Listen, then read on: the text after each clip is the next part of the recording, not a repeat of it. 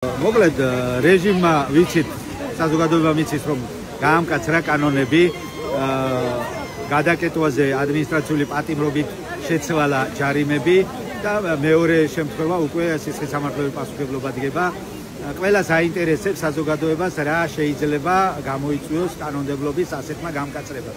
ჩემი მოსაზრება ამასთან მიმართებაში ასეთია რომ ეს დიდად ვერაფერს ვერ შეცვლის. ზოგადად ეს ამ კანონების გამკაცრება გარკვეულწილად იწვევს რეაქციას თავისთავად პროტესტში მონაწილე ადამიანებისა და როცა საჭირო არის ბევრი ადამიანის გამოსვლა მობილიზდება და ბევრი ადამიანი გამოდის. მე ძალიან დიდი იმედი მაქვს რომ საჭიროება შეიქმნება მასობრივი აქციების რომ მოხდეს გადაკეტვა რუსთაველის პროსპექტის და ეს იქნება ზუსტად საპირისპირო ქმედება რეჟიმის მიერ კანონმდებლობის გამკაცრების.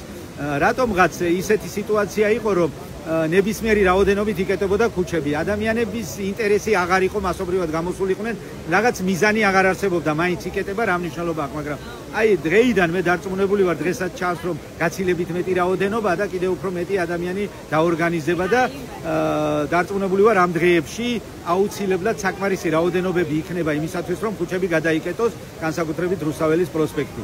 ამავდროულად მინდა უთხრა საზოგადოებასაც და რეჟიმსაც რომ ეს რა მიზნითაც ისინი ამ კანონმდებლობას ამკაცრებენ, ამ მიზანს ისინი ვერ მიაღწევენ და ვერ შეასრულებენ და რატომ? იმიტომ რომ თვითონ პროტესტი არ არის მოგონილი პროტესტი, არ არის რაღაც ხელოვნური, ეს რეალურად პრობლემები არსებობს საზოგადოებაში და ქვეყანაში ცვლილებების ეტაპი არის მოსული. საზოგადოება განაწყენებულია, საზოგადოება ვერ ეგუება უსამართლოს, სასამართლოს, უსამართლო CSKO-ს, უსამართლობას ზოგადად ქვეყანაში, მიტაცებულ არჩევნებს, ზოგი პასიურად, ზოგი აქტიურად ასაჩივრებს, მაგრამ ვერანაირი კანონმდებლობა ვერ მოახჭობს ვერემდე და ვერ მოკლავს, იმიტომ რომ ეს შეიძლება გაიწოვოს, შევიდეს სახლებში ცოტა ხნით, მაგრამ აუცილებლად იქნება პიკი ამის პროტესტის და აუცილებლად დარწმუნებული ვარ მასობრივი აქციები იქნება, რომელიც უკვე გადამწყვეტ ფაზაში შეიყვანს ამ ბრძოლას, მაგრამ დღეს დარწმუნებული ვარ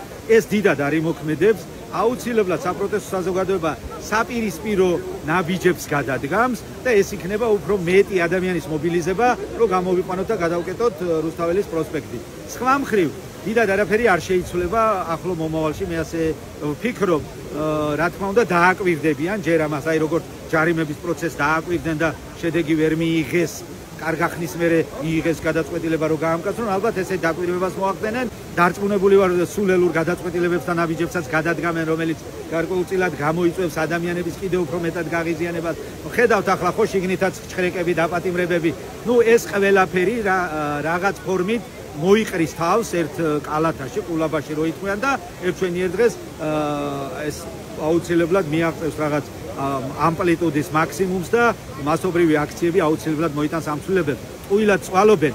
მაქსიმუმ რაც შეიძლება მიაღწევონ ამით არის ის რომ ცოტათი გაიხანგრძლივონ რეჟიმი და აი ეს რაღაცნაირი ქმედებებით დაარწმუნონ საზოგადოება თითქოს ძალიან მყარადგანა.